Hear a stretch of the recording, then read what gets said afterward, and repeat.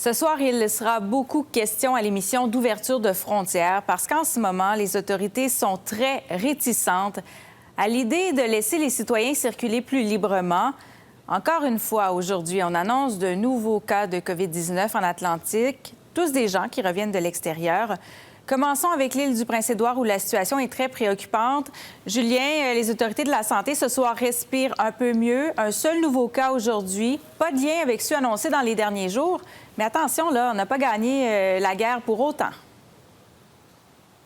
Exactement, Marie-Hélène, ouf de soulagement pour les autorités de l'île du Prince-Édouard. Alors oui, il y a un nouveau cas de la COVID-19. Il s'agit d'un homme entre 30 et 40 ans. C'est un travailleur essentiel qui revenait de l'extérieur de la bulle, mais il s'est auto-isolé à son retour. Et c'est ça le principal, Marie-Hélène, c'est que oui, il y a un nouveau cas, mais pas de lien avec ce cas qu'on parlait hier. Cette personne, ce personnel de la santé qui travaillait aux urgences de l'hôpital Queen Elizabeth de Charlottetown.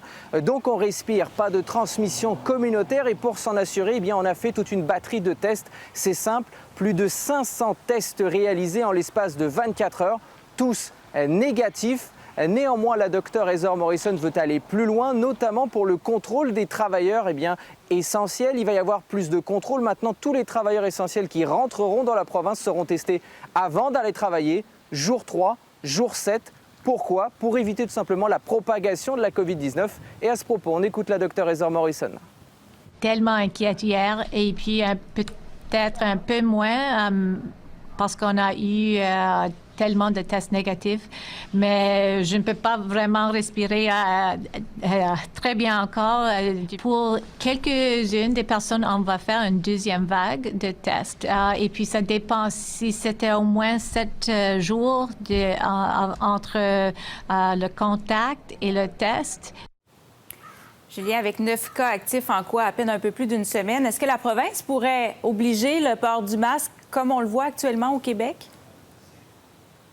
Exactement, au Québec, François Legault l'a annoncé hier, le port du masque sera obligatoire dès lundi prochain au Québec. Est-ce que c'est possible à l'île du Prince-Édouard? Eh bien, pour l'instant, non. La docteure Morrison demande aux insulaires de porter un masque, mais rien n'est obligatoire. Mais attention, si la situation s'aggrave, cela pourrait le devenir. On l'écoute. Si on a besoin, on va faire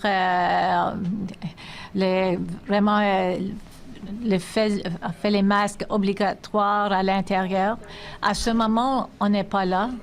Mais si on a besoin, on va changer, vraiment juste conseiller jusqu'à l'obligation. Mais on va voir. Et puis, ça change de jour à jour.